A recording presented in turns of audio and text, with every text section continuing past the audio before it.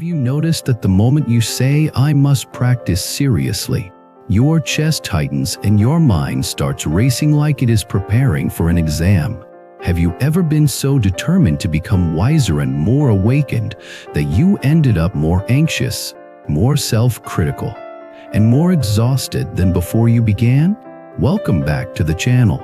Today I want to talk with you in a very down-to-earth way, because this is a struggle that hits sincere people the hardest. The people who do not care about wisdom rarely burn out from practice. It is the ones who care deeply, the ones who truly want to reduce suffering, who often get trapped in a hidden loop. They try harder, they tighten more, they judge themselves more, and then they wonder why the path feels heavier instead of lighter. So here are the two core ideas I want you to hold as we walk through this story together. First, forced practice often increases suffering because it secretly waters the seeds of control, fear, and self-judgment. Second, real practice is not lazy and it is not passive, but it is natural. It is the kind of effort that does not feel like aggression. It is the kind of diligence that flows out of clarity and compassion, not out of panic and identity. Let me start with a character who might feel uncomfortably familiar. His name is Aaron. Aaron is in his 30s and works in a high-pressure environment. A few years ago, his stress built up in ways he could not ignore. Sleep got worse. Appetite changed. He became impatient, then guilty about being impatient, then more impatient because of the guilt. He started losing hair. His chest felt tight for no clear reason. Some days he felt like he was carrying a heavy backpack. Even when nothing dramatic happened, a friend told him about meditation, chanting, and a daily practice routine. Aaron did not start because he wanted spiritual status. He started because he wanted relief. And at first, it worked. He sat for 10 minutes and felt a little calmer. He chanted quietly and his mind slowed down. He listened to teachings and felt hope. Then something changed. The hope turned into a mission. The mission turned into pressure. The pressure turned into a new kind of suffering. Aaron began to say things like, "I must become wise. I must become calm. I must stop getting angry. I must stop craving. I must awaken." Notice the word must. When must enters the mind, a subtle war often begins. There is the current self and the ideal self. There is the mind you actually have and the mind you believe you should have. There is the breath you are actually breathing and the breath you think you should be breathing. There is the day you are living and the day you imagine you should be living. Aaron turned his practice into a battlefield. He would sit down and try to force stillness. He would try to force silence. He would try to force devotion. The moment a thought appeared, he treated it like a problem. The moment boredom showed up, he treated it like failure. The moment sadness surfaced, he treated it like weakness. And after each session, instead of feeling peaceful, he felt like he had just wrestled with his own mind for 30 minutes and lost. Here is the tragedy. Aaron was practicing. He was sincere. He was consistent. But he was watering the wrong seeds while doing the right activities. Because practice is not only what you do, practice is how you do it. You can sit and secretly water self-hatred. You can chant and secretly water spiritual pride. You can study teachings and secretly water comparison. You can serve others and secretly water the desire to be seen as good. This is why some people practice for years and become more tense, more judgmental, more exhausted. The outer form looks spiritual, but the inner fuel is still suffering. Aaron did not know this. He only knew he was tired. One day, after a long week, Aaron sat down to meditate and immediately felt restless. His mind started listing everything he should fix about himself. His jaw clenched, his shoulders rose. He forced his breath to be smooth and slow like he saw online. The more he forced, the more unnatural it felt. He got up and felt angry. He thought, why am I getting worse? Why do I feel more anxious when I practice more? Am I doing it wrong? Am I just not built for this? That night, he scrolled for hours, not because he enjoyed it, but because he needed to numb the disappointment. He went to bed late, woke up exhausted, and felt ashamed. Then he promised himself he would practice even harder. This is how many people break themselves on a path that is supposed to free them. Now, I want to pause the story for a moment and speak directly to you. If you have felt this, do not assume you are weak. What you are experiencing is not proof that practice is useless. It is proof that the mind can turn even practice into a form of craving and control. In Buddhist language, craving is not only craving for pleasure, it is also craving for becoming, craving to become a certain version of yourself, craving to become pure, enlightened, untouchable, admired, finished, and craving always has the same taste: tightness, restlessness, a feeling that now is not enough. So what is the alternative? The alternative is what many teachers call effortless effort. And yes, it sounds like a paradox, but it points to something very real, something you have likely experienced in other parts of life. Think about learning to swim. If you panic and thrash, you get tired fast and you sink. If you relax and work with the water, you float and move with less effort. You still use energy, but you do not fight the conditions. Or think about holding a small bird in your hands. If you grip too tightly, you harm it. If you hold too loosely, it flies away. The skill is gentle steadiness, not force, not neglect. That is the spirit of real practice, gentle steadiness. Back to Aaron. A turning point arrives, and it arrives in a surprisingly ordinary way. Aaron goes to a weekend talk. He is not expecting much. He just wants to feel less alone in his struggle. The teacher is an older woman named Mira who speaks in a plain voice. She does not perform spirituality. She does not promise fast enlightenment. She talks about how the mind works with a kind of calm humor, like someone who has seen the same patterns for decades and stopped being shocked by them. Aaron raises his hand and admits, "The more I try to practice, the more exhausted I get. I feel like I am failing at spirituality." Mira nods like she has heard this 1,000 times. Then she asks him a question that changes the direction of his whole path. She asks, "When you practice, who are you trying to impress?" Aaron laughs nervously. He says, "No one. I just want awakening." Mira says, "Are you sure?"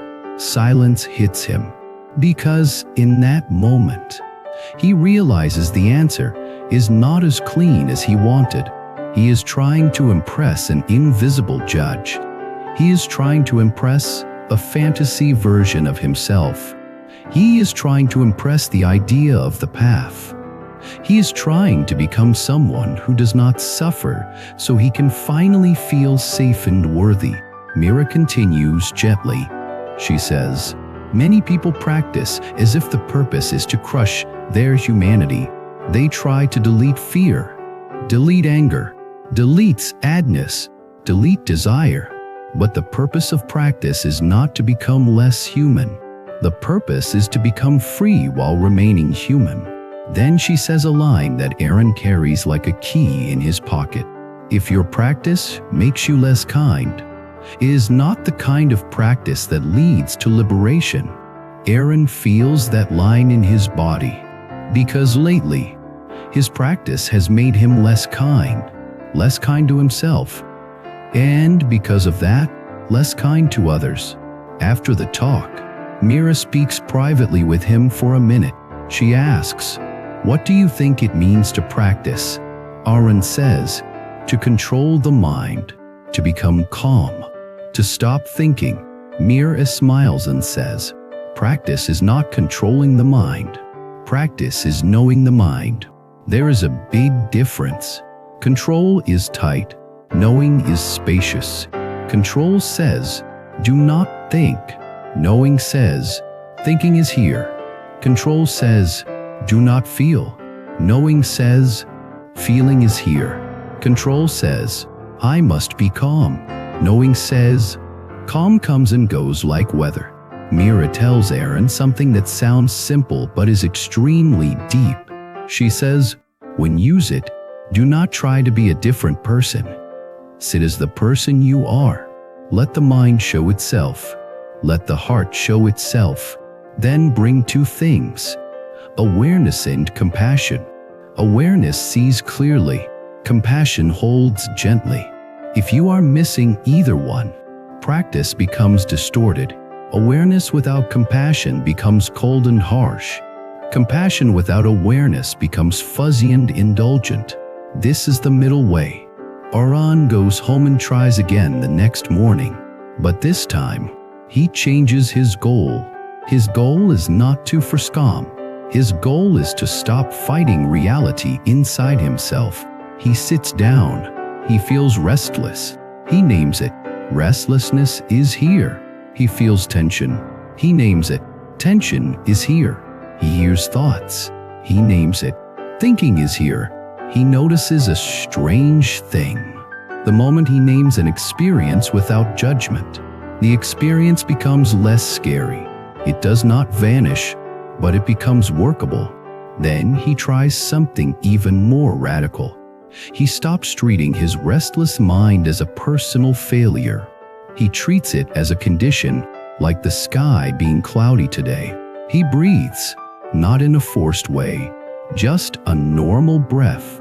And for the first time in months, Aaron finishes a session and does not feel like he was in a boxing match. He still does not feel like a saint, but he feels a little more honest. And honesty is the beginning of awakening. Now, I want to take you deeper into why forced practice creates fatigue. Because if you understand this, you can save yourself years of unnecessary suffering. Forced practice creates fatigue for several reasons, but they all revolve around the same core mistake. The mistake is trying to use craving to end craving, trying to use control to end control, trying to use fear to end fear. When you practice with force, you are secretly saying, I cannot accept this moment. I cannot accept myself as I am. I need to become something else before I can be okay. That attitude is suffering. That attitude is the second arrow. Life will shoot the first arrow: pain, stress, loss, uncertainty. Then the mind often shoots the second arrow. I should not be this way. I am failing. I am behind. I will never get it. Forced practice often loads the second arrow again and again. Here is another key insight that many people miss. Awakening is not a performance. It is a release. It is not a building project where you construct a perfect self. It is an unbuilding process where you stop clinging to the illusion of a fixed self that must be defended and perfected. That is why many Zen and forest tradition teachers talk about no mind, not meaning you become numb or robotic. No mind means no clinging mind, no grasping mind, no mind that is constantly trying to shape reality into a comfort blanket.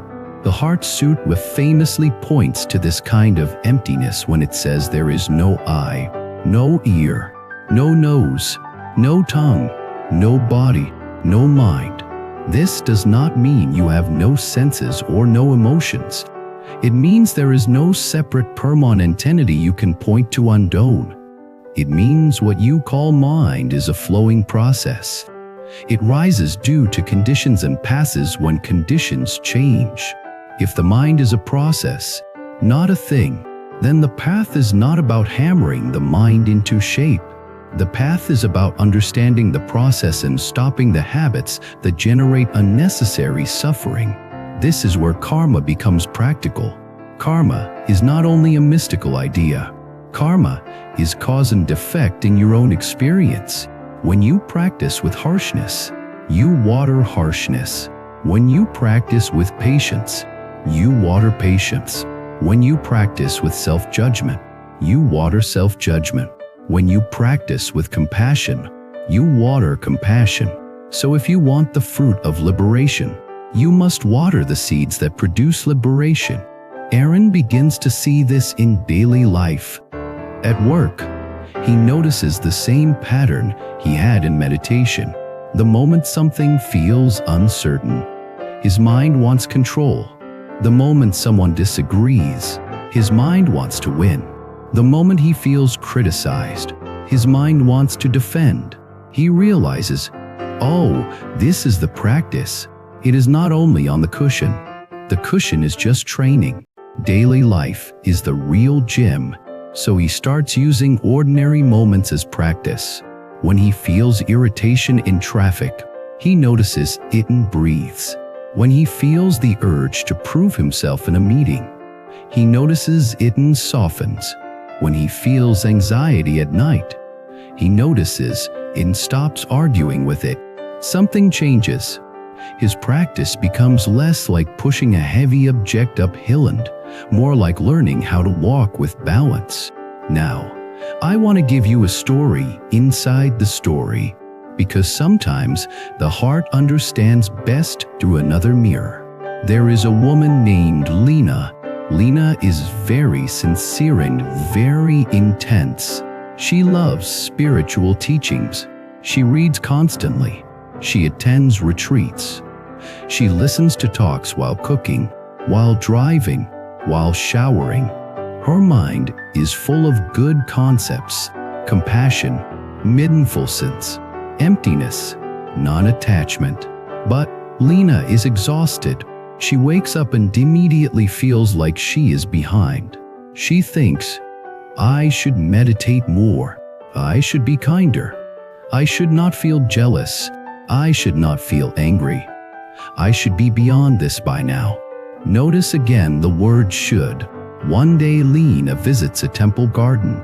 She sees an old monk sweeping leaves slowly, not rushing, not performing, just sweeping. Lena approaches and asks him, how do you stay so calm? I practice all the time and I am still tired. The monk looks at her kindly and asks, when you sweep, do you sweep? Lena is confused. He says, when you meditate, do you meditate?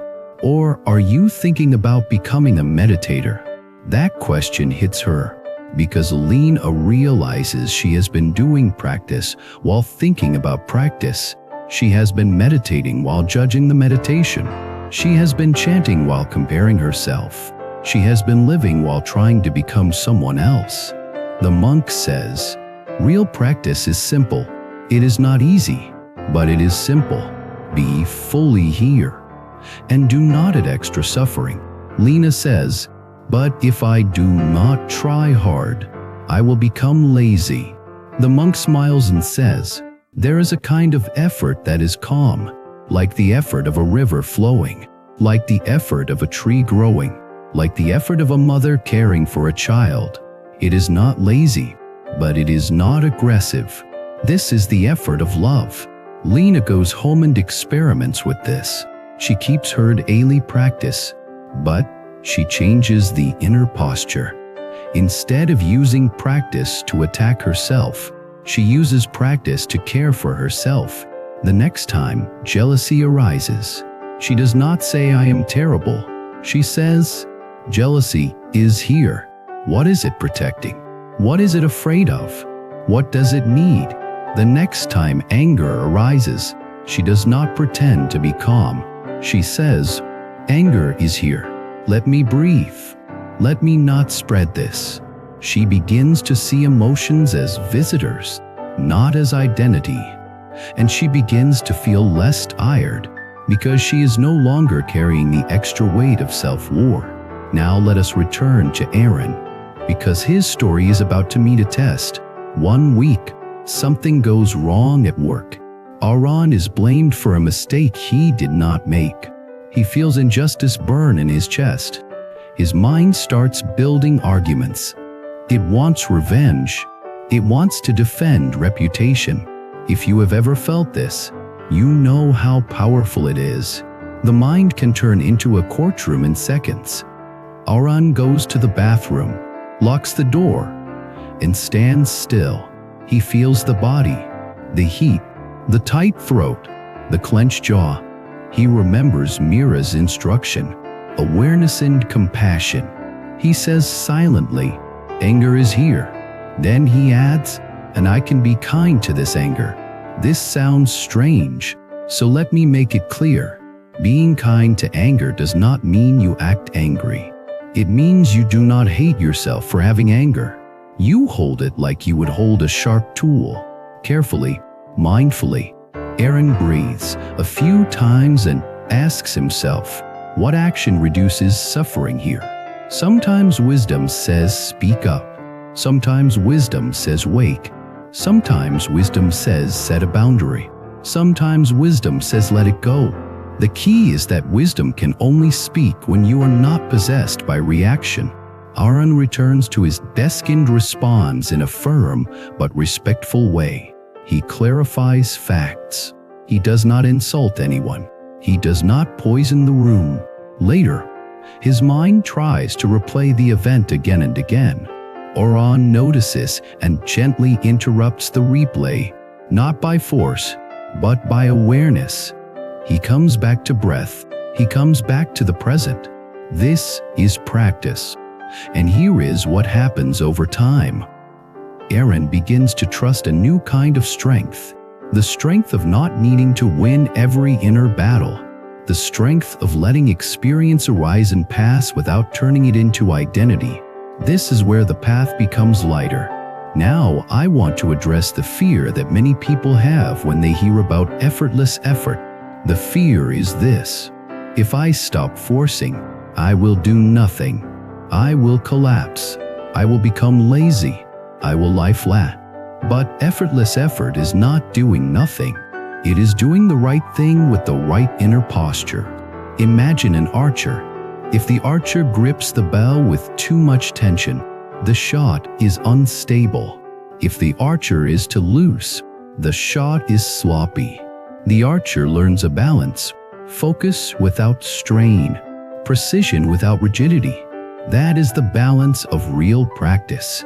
In Buddhist terms, this is right effort. Right effort is not maximum effort. Right effort is wise effort. It means you prevent unwholesome states from arising when possible.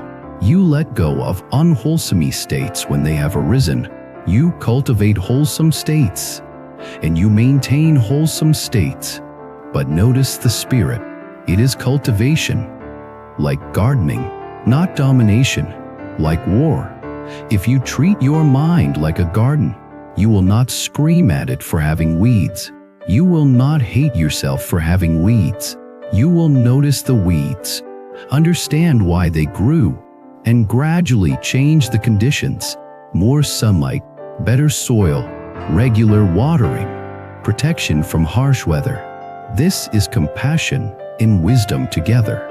Now let us make it very practical, because I do not want this to stay as a beautiful idea. Here is how forced practice usually feels. You are obsessed with results. You measure your worth by your calmness. You feel guilty if you miss a session. You judge every thought. You try to delete emotions. You compare yourself to others. You treat practice like a test. And here is how natural practice feels. You show up because it is nourishing. You do not demand a specific state. You begin again without drama. You notice thoughts without panic. You allow emotions and care for them. You learn from daily life. You measure progress by kindness and clarity, not by perfection. Natural practice does not mean you never feel discipline. It means discipline is guided by love, not by violence.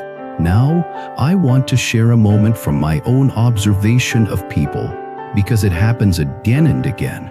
Sometimes someone is very strict with themselves. They meditate hard. They fast hard. They push hard. They become proud of how hard they push. They think this is the path, but then they become irritable.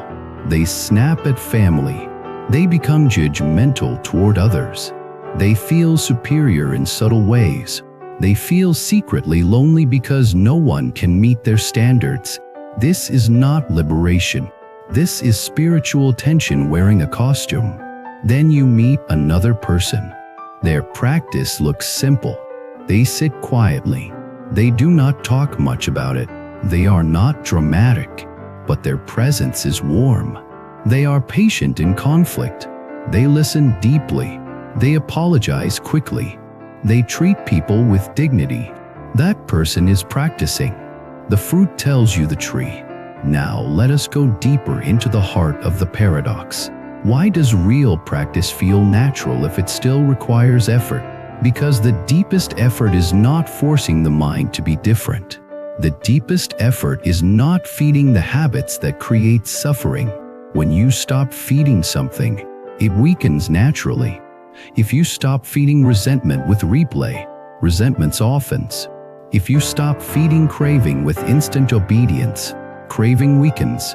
If you stop feeding anxiety with catastrophe stories, anxiety reduces. This does not require aggression. It requires awareness.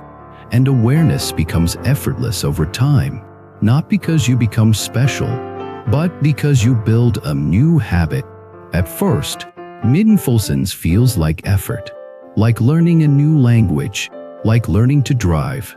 You must remember, you must correct, you must return again and again.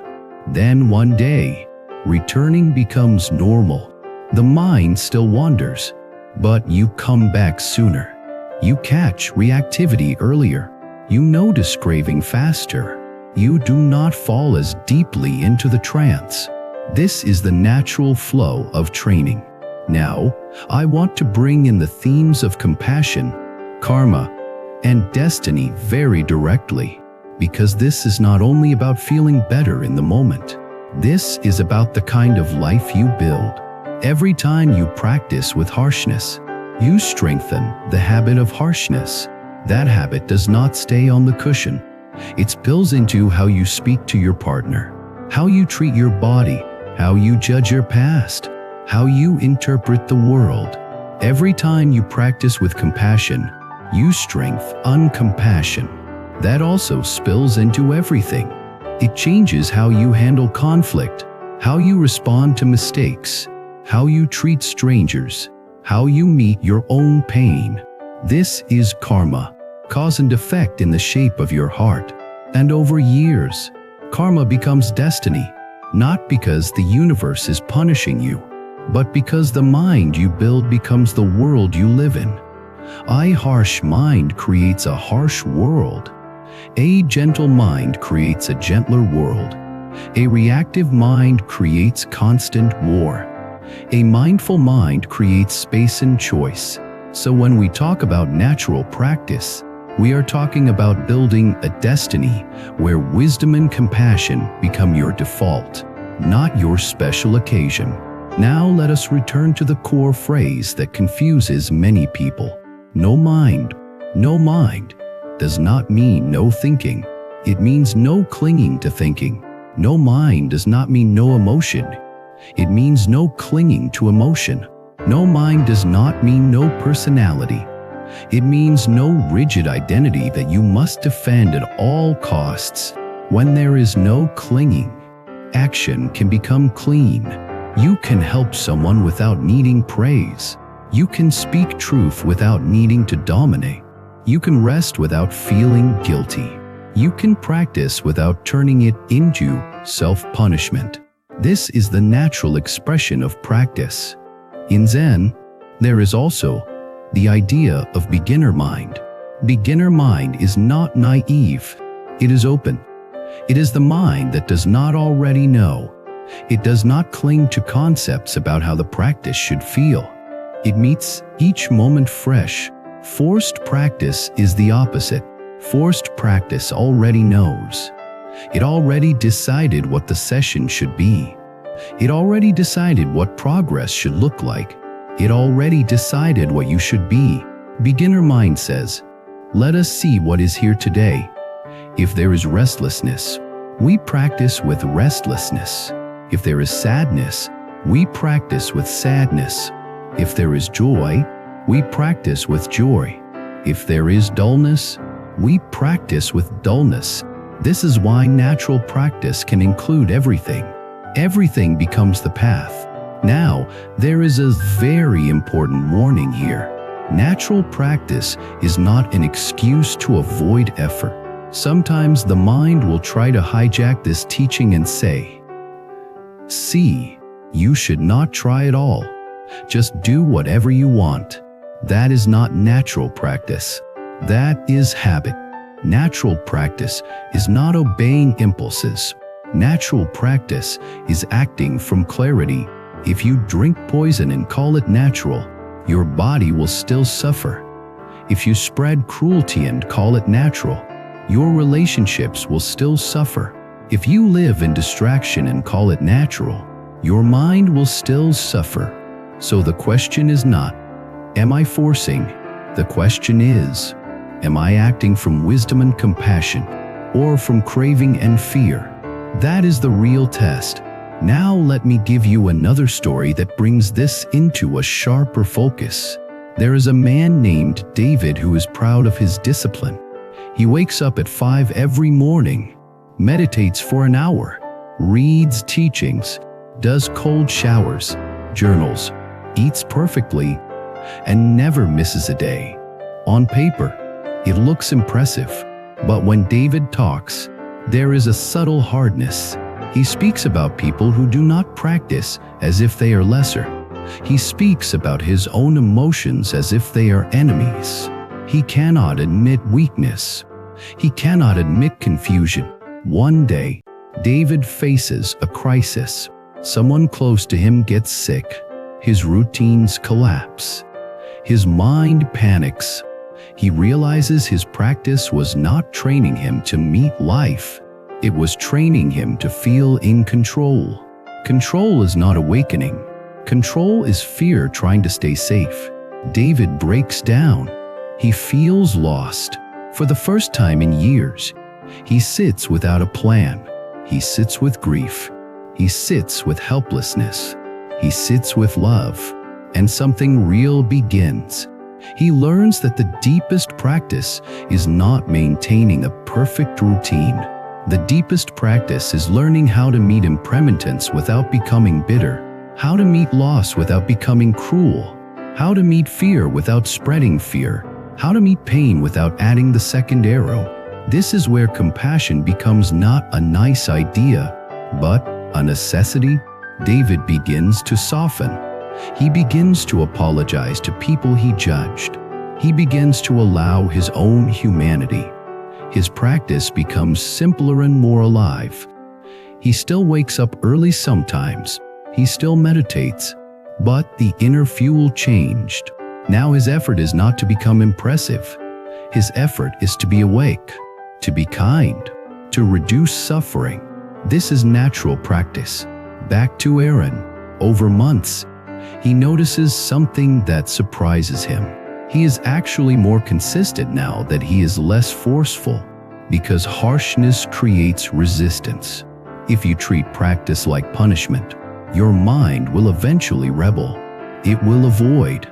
It will numb. It will sabotage. But if practice feels like care, you return more easily. Aaron starts sitting every day, but he does not chase perfect sessions. Some days are calm. Some days are messy. He stops making that a problem. He also learns something else. The body is part of practice. When he is exhausted, he practices rest as practice. He goes to bed early as practice. He takes a slow walk as practice. He eats with attention as practice. Because if the body is collapsing, the mind will struggle. Wisdom includes respecting conditions. This is also compassion. Compassion is not only how you treat others, it is how you treat your own life. Now, let us talk about one of the most important shifts on this path. The shift from doing practice to becoming practice. At first, practice is an activity you do.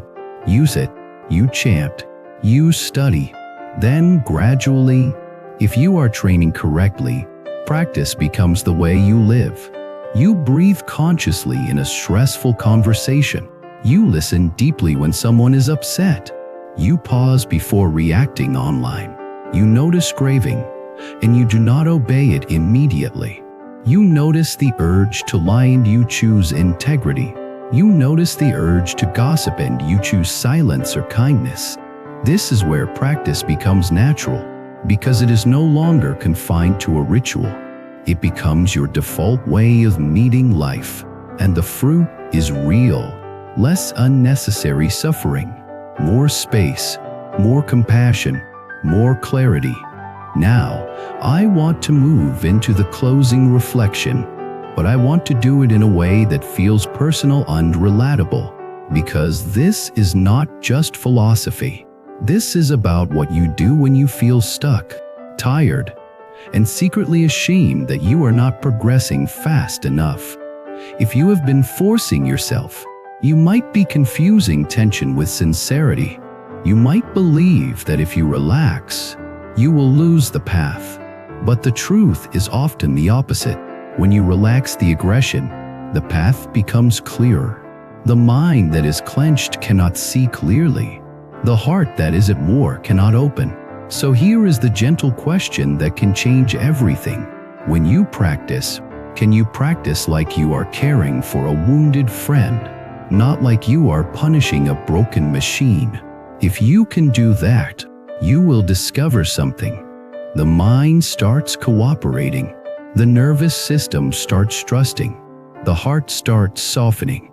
And when the heart softens, wisdom appears more naturally. Because wisdom is not only in the head, wisdom is the whole being seeing clearly. Now, let me share a very common real-life example. Imagine you are trying to be mindful and you fail. You lose your temper. You say something sharp. Immediately, the mind wants to punish you. It says, "See, you are not spiritual. You are hopeless. You will never awaken." That voice is not wisdom. That voice is just another habit, another seed. Natural practice says, "I see what happened. I feel regret. I will apologize if needed. I will learn. I will begin again." This is how you stop creating extra suffering. This is how you stop turning mistakes into identity. And over time, this changes your whole life. Not in a dramatic movie way, but in a quiet, powerful way. You become someone who can meet difficulty without collapsing or attacking. You become someone who can be kind under pressure. You become someone who can face impermanence with a steady heart. That is awakening in daily life. Now I want to hear from you. Have you ever noticed that the harder you force spiritual progress, the more tired you become? Have you ever felt the difference between practice as pressure and practice as care? Share your experience in the comments, because your story might be the mirror someone else needs. If you want to support the channel, subscribe, like, and leave a comment so these conversations can reach more people. And if you want to go deeper with long-form teachings and community, consider becoming a member. Until next time, remember this: real practice does not need to be loud. It needs to be honest. It needs to be kind. And when effort becomes natural, wisdom and compassion begin to flow on their own, like water finding its way home. Every person carries a certain energy. Your focus, your dreams, your purpose. bracelet is a physical reminder of that energy. Symbol you wear daily. That pushes you to stay grounded, balanced, and aligned. If one of the bracelets caught your eye, you can order it through the link in the description. And check more powerful styles on our homepage store. Choose the one that strengthens your journey.